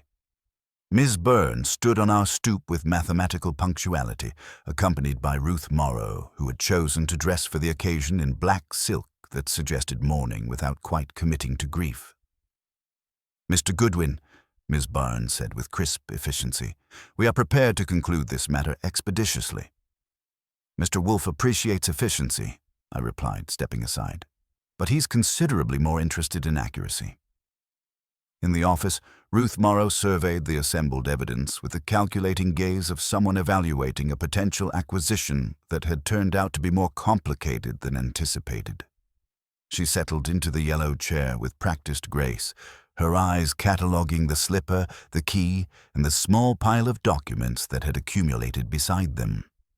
"Mr. Wolfe," she said, her voice carrying the cultured authority of someone accustomed to having her observations treated as pronouncements, "I trust this morning's proceedings will resolve the unfortunate confusion surrounding Dahlia's death. The company requires closure to move forward." "The company, madam, requires considerably more than closure. It requires justice, which is a more demanding commodity." Fabian Reel arrived next, draped in black velvet and trailing the particular combination of expensive cologne and artistic indignation that marked men who considered themselves living works of art. He surveyed the office with the expression of a director discovering that his carefully cast production had been invaded by method actors who refused to follow the script. Dr. Hibbard entered with the measured dignity of a man whose medical opinions had been treated as papal edicts for so many years that he'd forgotten they were merely educated guesses. Marcus Delacroix made his entrance at 10:15, suggesting he'd been waiting around the corner for the dramatically appropriate moment. His morning charm had been replaced by something more suitable for discussing serious matters, though his smile retained its practiced warmth despite the strain showing around his eyes. Tansy Vale remained in the red leather chair, watching them all with the quiet intensity of someone who had spent months preparing for this moment. The strategic opening. With the principals assembled, Wolfe surveyed his collection of specimens with the satisfaction of a naturalist who had successfully gathered representatives of every species he intended to study.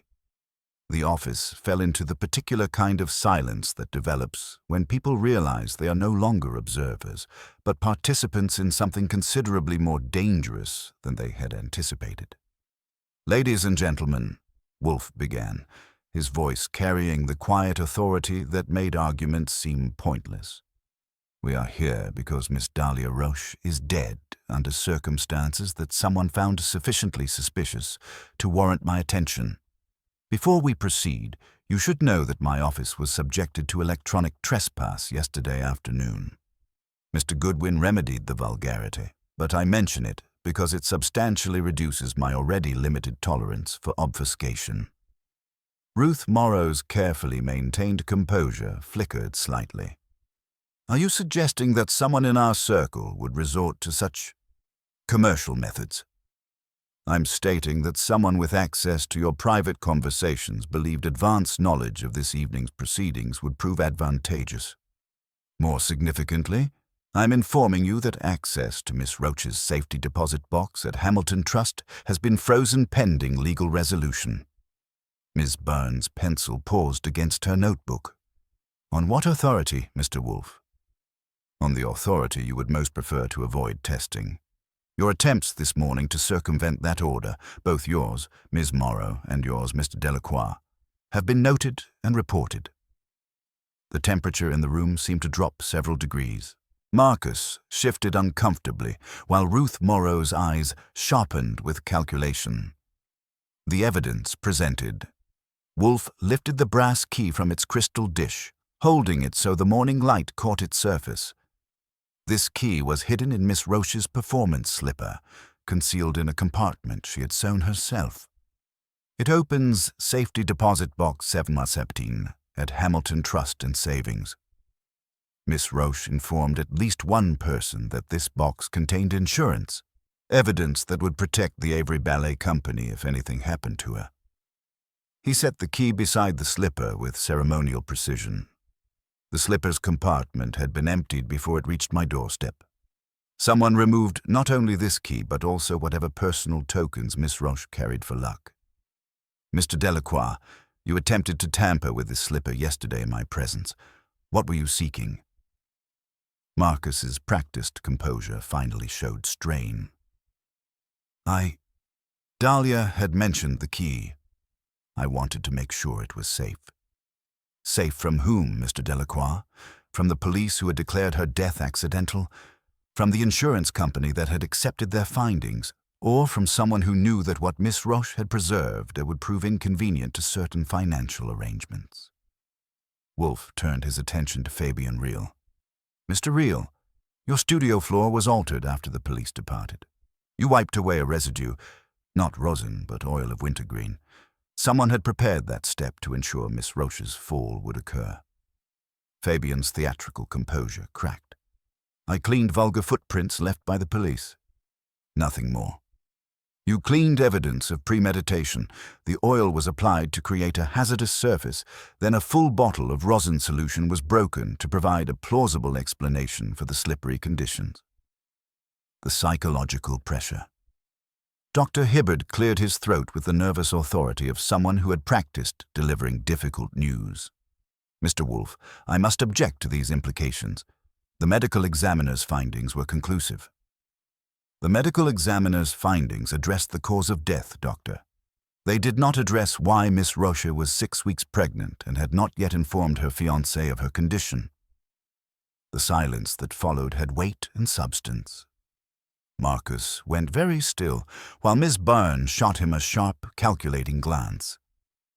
This pregnancy, Wolfe continued relentlessly, considerably complicated Mr. Delacroix's insurance arrangements, a $2 million policy that would pay him directly if they married, or the company if they did not. But pregnancy changes timelines, doesn't it, Mr. Delacroix? It forces decisions about marriage, about careers, about the future of ballet companies with valuable real estate holdings. Marcus's voice cracked slightly. My feelings for Dahlia were genuine. Whatever else you may think, that was real.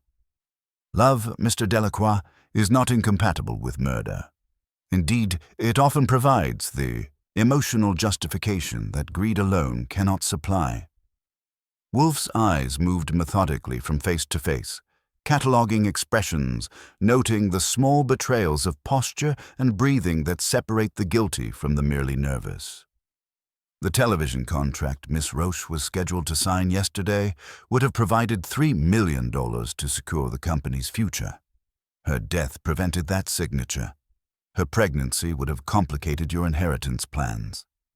Her safety deposit box contained evidence that would have exposed the entire scheme. The net tightens. Ruth Morrow spoke with a voice like polished steel. Mr. Wolfe, you're describing a conspiracy of remarkable complexity. Are you suggesting that multiple parties coordinated Miss Roche's death? I'm suggesting, madam, that multiple parties benefited from it. Whether they acted in concert or merely in parallel remains to be determined. Ms. Byrne, your portfolio visit to Mr. Delacroix's residence last night. Your coordination calls to Dr. Hibbard and Miss Morrow. These suggest a level of cooperation that extends beyond mere professional courtesy. Miss Barnes' composure never wavered, but I caught the microscopic tightening around her eyes. I was conducting damage control, Mr. Wolfe. When valuable assets are threatened, prudent management requires immediate action. Indeed. And Miss Roach had become a threat to several valuable assets: the building lease, the insurance policy, the company's financial independence. Someone decided that removing the threat was more efficient than managing it. The phone rang, cutting through the tension with bureaucratic precision. I answered and got Saul Panzer's voice, flat and urgent. "Inspector Kramer is downstairs," he said without preamble. "He's got a warrant for the safety deposit box and 3 sets of handcuffs. Shall I show him up?" I looked at Wolfe, who nodded once with the satisfaction of a chess master who had just achieved checkmate. "Ladies and gentlemen," Wolfe said, rising from his chair with the measured dignity of a judge delivering sentence, "Inspector Kramer will presently join us. I suggest you use the remaining moments to consider whether cooperation might prove more comfortable than the alternatives he will offer." The office fell into the kind of silence that precedes either confession or catastrophe. The silver slipper and brass key sat on Wolfe's desk like twin accusations, their secrets finally ready to be revealed. The morning's gathering had become a crucible, and justice was about to be served with all the precision and authority that Nero Wolfe demanded from both his meals and his moral reckonings. The game, as they say, was approaching its final moves, and every player in the room was about to discover exactly what their participation had cost them. Inspector Kramer entered the brownstone with the measured authority of a man who had learned that Nero Wolfe's invitations usually preceded arrests. He surveyed the assembled company with the professional assessment of someone calculating how many handcuffs he might need, then settled into the chair I provided with the weary satisfaction of a man who had finally arrived at the interesting part of his day. "Wolfe," he said, his voice carrying the particular blend of respect and exasperation that marked their professional relationship. "Your message mentioned murder disguised as accident, conspiracy involving financial fraud, and evidence sufficient to support warrants. I brought the warrants. I trust you have the evidence." Wolfe gestured toward the silver slipper and brass key with the ceremonial precision of a magician revealing his final trick. "Inspector, you will find that Miss Dahlia Roche's death was neither accident nor impulse, but the calculated result of a conspiracy designed to destroy the Avery Ballet Company, while enriching its destroyers through the acquisition of a $20 million building for virtually nothing." He lifted the key from its crystal dish, holding it so the morning light caught its surface. "This key opens Safety Deposit Box 707 at Hamilton Trust and Savings, where Miss Roach preserved evidence of the conspiracy against her company. She was murdered to prevent her from using this evidence and to ensure the building lease would revert to the Pemberton estate. The web of financial motivation." Kramer leaned forward with the interest of a man who had learned to recognize the difference between Wolfe's theories and his certainties. "Who killed her, and why?" "The question, Inspector, requires understanding the mathematics of greed. The Avery Ballet Company holds a 99-year lease on a building worth $20 million, paying only $1,200 monthly. If the company fails, the lease reverts to the Pemberton estate. Mr. Marcus Delacroix, as Charles Pemberton's grandson, stands to inherit that building." Wolfe's eyes moved methodically to Miss Barnes. However, Mr. Delacroix lacked the knowledge and access necessary to orchestrate the company's destruction. That required someone with intimate knowledge of the company's finances, donor relationships, and operational vulnerabilities. Someone like Miss Byrne, who as executive director of Miss Morrow's foundation, possessed complete access to the company's internal affairs.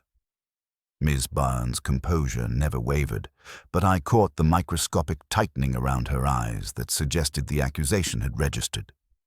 "Miss Barnes," Wolfe continued relentlessly, "you discovered that Miss Roche was documenting financial irregularities. foundation funds diverted from their intended purposes, insurance claims manipulated to reduce payouts, and a systematic campaign to weaken the company's financial position. She preserved this evidence in her safety deposit box, along with correspondence proving that Mr. Delacroix had been investigating the building's value months before he claimed to fall in love with her. The physical evidence presented, I produced the small envelope containing the hair sample I had retrieved from the slipper's compartment. Found in the stitching, I reported to Kramer. Short, light brown, kinked at the end where it was pulled free. Not Dahlia's. She wore her hair long and pinned tight. This matches Celine March's hair color and length. Wolfe nodded approvingly. Miss March was the instrument of execution, Inspector. As Miss Roach's understudy, she possessed both motive and opportunity. Her access to the building after hours, her knowledge of Miss Roach's practice schedule, and her familiarity with the studio's layout made her the ideal accomplice. He turned to address Celine directly.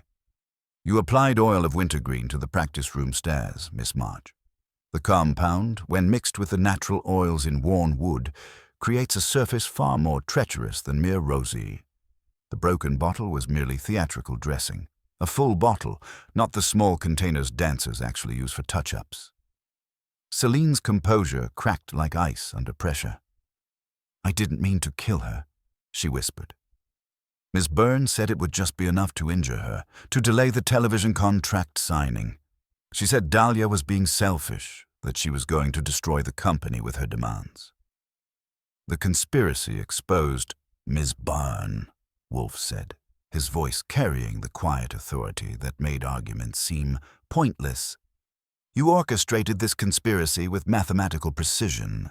You knew that Miss Roach's $3 million television contract would secure the company's future and prevent the building's reversion. You knew that her pregnancy complicated Mr. Delacroix's insurance arrangements and timeline. Most importantly, you knew that she possessed evidence of your financial manipulations. Ms. Byrne finally spoke, her voice maintaining its professional calm despite the circumstances. Mr. Wolfe, you're describing a conspiracy that would require remarkable coordination. What evidence supports such allegations? The evidence, Ms. Byrne, lies in your own actions. You planted electronic surveillance in my office to monitor our investigation. You coordinated with Mr. Delacroix to retrieve both slippers, believing one might contain a duplicate key. You attempted to access Miss Roach's safety deposit box this morning using fraudulent credentials. And most damaging, you convinced Miss March that eliminating Miss Roach was necessary to save the company. I retrieved the folder that Saul had delivered containing photographs from the safety deposit box. The contents include cancelled checks showing foundation money diverted to personal accounts, correspondence between Ms. Byrne and Mr. Delacroix discussing the building's value, and Miss March's signed statement obtained this morning detailing Ms. Byrne's instructions for the accident. The method revealed, Wolfe leaned back in his chair, which creaked softly under his weight. The method was elegant in its apparent simplicity. Miss March applied the oil compound to the stairs during her late practice session. Mr. Delacroix lured Miss Roach to the building after hours with a fabricated emergency about the television contract. Ms. Byrne ensured the building's security system was disabled during the crucial window.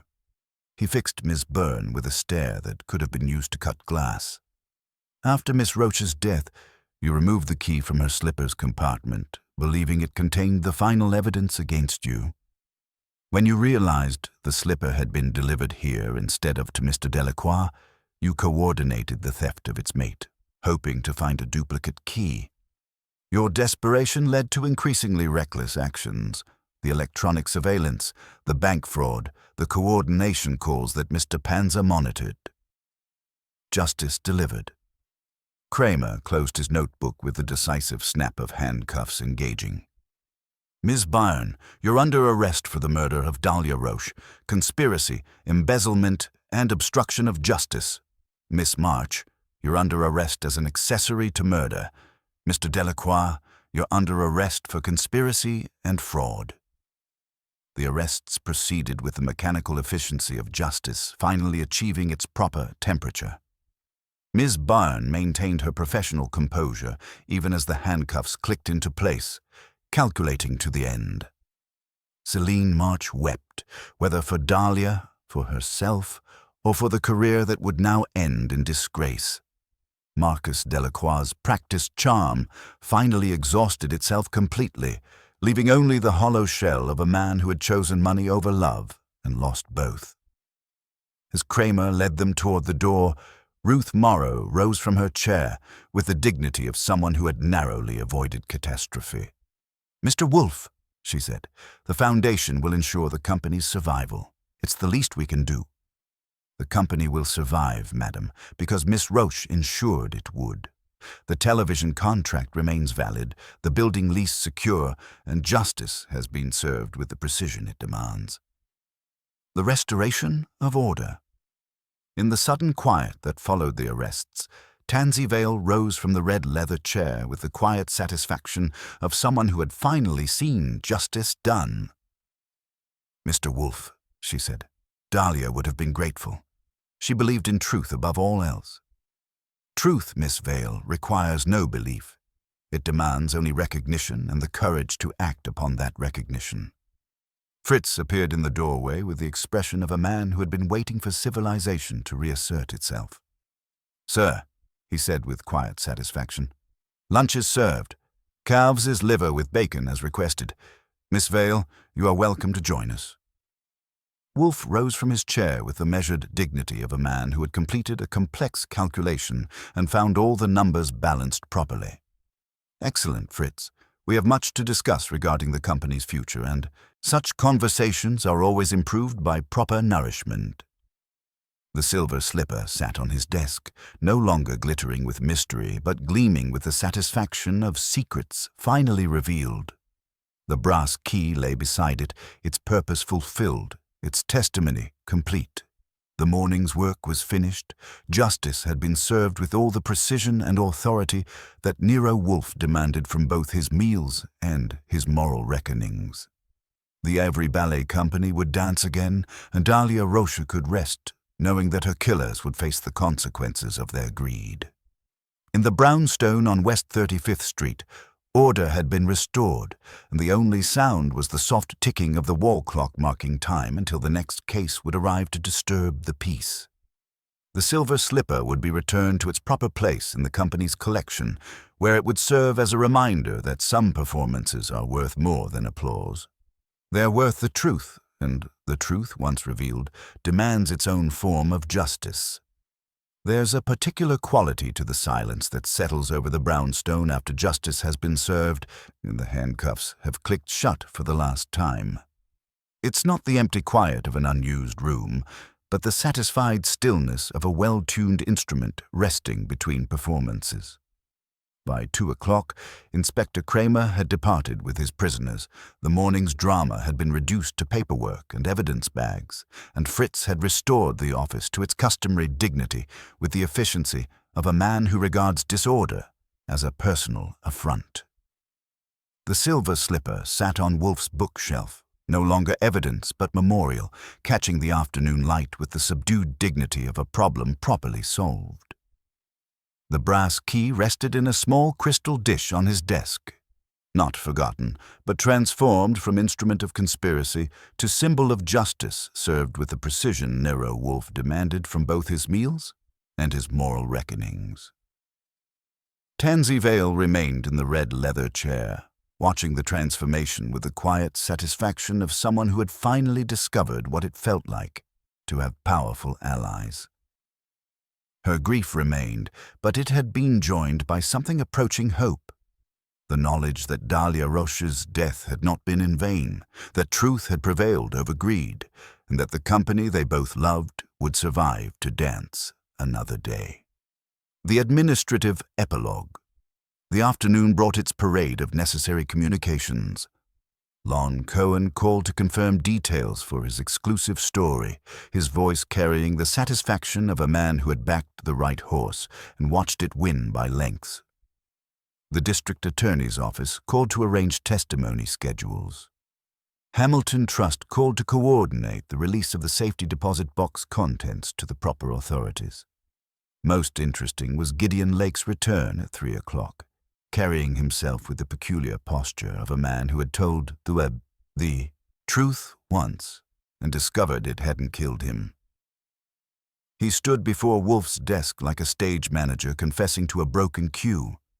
"I left the slipper on your step," he said without preamble. "Found it in the costume room after the cops left. The compartment was already empty. I don't know who took what from it, but I knew where it had to go. The note was mine." Wolfe nodded with the satisfaction of someone whose deductions had been confirmed. "I suspected as much. It possessed the brevity of someone accustomed to calling 5-minute warnings. Gideon managed something that might have been a laugh if you added better weather. Will the company survive?" "It will thrive," Wolfe assured him, "because Miss Roche arranged it so. The television contract will stand, the lease will hold, and justice has been served with appropriate precision." The future secured. Ruth Morrow arrived at 4 o'clock, not with the calculated precision of her previous visits, but with the subdued dignity of someone who had learned uncomfortable truths about people she had trusted. She carried herself with the particular grace that comes from wealth, discovering its responsibilities extend beyond tax deductions and social recognition. "Mr. Wolfe," she said, settling into the yellow chair with careful attention to her handbag's placement, "I owe you an apology. My foundation's oversight was inadequate. Ms. Byrne operated with too much autonomy and insufficient supervision. Your apology is noted, madam, but your future actions will prove more significant than your past oversights. The company requires not only funding, but governance. Board members who understand that fiduciary responsibilities extends beyond writing checks." Her eyes sharpened with the calculation of someone who had built a fortune by recognizing opportunity disguised as obligation. "I'm prepared to restructure the Foundation's involvement completely. Miss Vale has agreed to serve as interim artistic director while we search for proper leadership.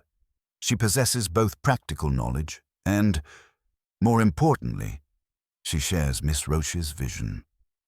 Tansy looked up with surprise that gradually transformed into something approaching determination. "Ms. Morrow, I'm honored by your confidence, though I'm not certain I'm qualified to—" "Miss Vale," Wolfe interrupted with the authority of someone who had spent the morning watching her demonstrate exactly the qualities leadership required. "Qualification is less important than character. You have proven capable of recognizing truth, acting upon it despite personal cost, and maintaining loyalty to principles rather than personalities. These are the foundations upon which lasting institutions are built."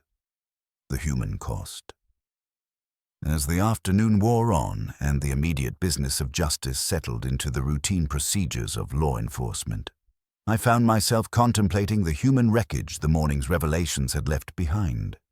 Celine March's career was finished, her dreams of principal roles replaced by the prospect of prison sentences and permanent disgrace. Marcus Delacroix's practiced charm had finally encountered a situation it couldn't negotiate, and his future would be measured in legal proceedings rather than social conquests. Most complex was Miss Byrne, whose competence and intelligence had been corrupted by proximity to wealth and the gradual erosion of ethical boundaries that marks the descent from service to exploitation.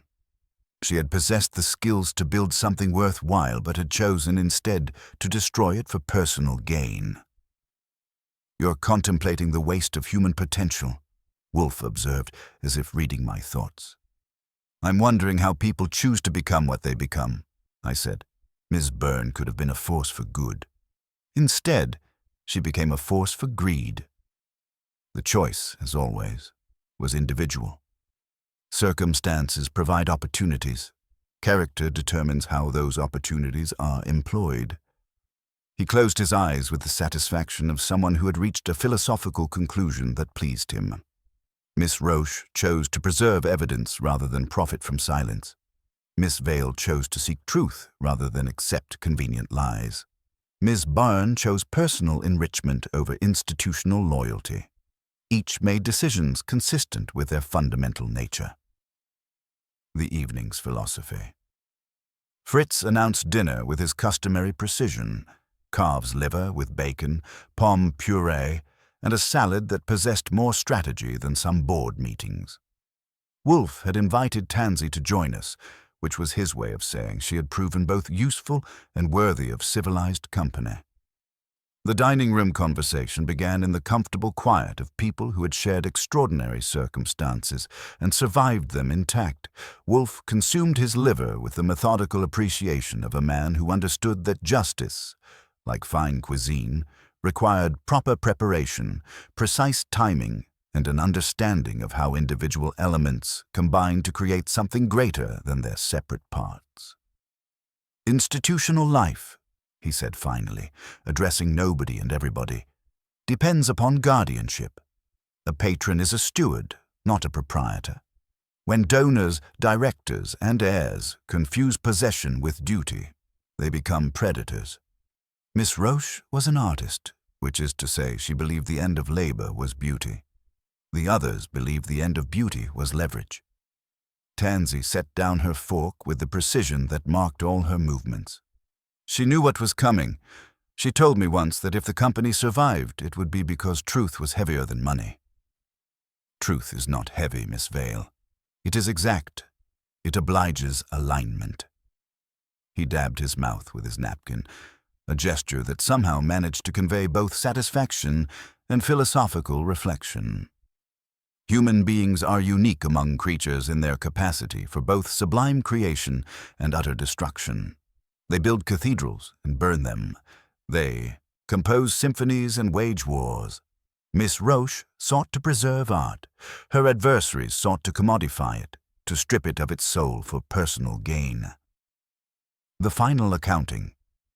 After Tansy departed, carrying her grief and her new responsibilities into the October evening, Wolfe and I settled into the comfortable quiet that follows cases properly concluded. The wall clock ticked with its customary precision, marking time until the next problem would arrive to disturb our peace. $5,000 plus expenses, I reported, reviewing the financial aspects. Ms. Morrow's foundation will cover the fee, and Lon Cohen owes us dinner at Rusterman's. Satisfactory, Wolfe murmured. More satisfactory is the knowledge that Miss Roche's company will survive, that her killers will face appropriate consequences, and that justice has been served with the precision it demands. He reached for the silver slipper, holding it so the evening light caught its rhinestones and transformed them into tiny stars. This object came to us as a question, Archie. It leaves us as an answer, proof that some performances are worth more than applause, that some truths are worth preserving regardless of personal cost, and that justice, when properly prepared and precisely timed, satisfies in ways that mere entertainment cannot. Fritz appeared in the doorway with the expression of a man announcing the evening's final blessing. "Sir, dinner is concluded. The brandy is breathing, and the evening is properly arranged for your comfort." Wolfe rose from his chair with the measured dignity of a man who had completed another day's work in the service of truth and justice.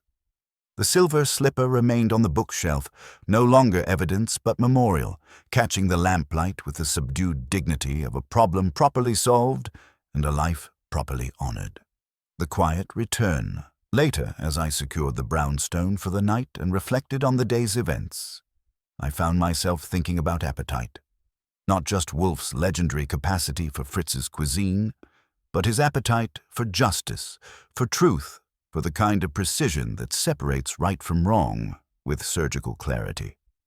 The man had eaten well because he had ensured that justice, like a perfectly prepared meal, had been served at exactly the right temperature and with all the proper accompaniments. The case of the missing slipper was closed, but its lessons would endure. That some mysteries are worth solving, that some truths are worth preserving, and that justice, when served with proper attention to detail and moral precision, satisfies in ways that mere entertainment never can. Outside, October kept its own counsel. Inside, everything was where it belonged, and if you think that doesn't matter, you've never had it taken from you. The Avery Ballet Company would dance again, and somewhere in the evening's gathering darkness, Dahlia Roche could rest knowing that her faith in truth and justice had been vindicated by people who understood that doing right matters more than being seen to do right. As I turned out the lights and headed upstairs, I paused to look back at the office where the silver slipper glittered once more in the lamplight, then settled into the quiet dignity of memory, properly honored and duty properly discharged. Another case closed, another set of lives untangled, another evening in the peculiar world of Nero Wolfe. And me, as usual, left to wonder if the world would ever learn that trying to pull a fast one on a man who counts orchids for relaxation is almost always a bad idea. But then, if they did learn, what would I do with my Tuesdays?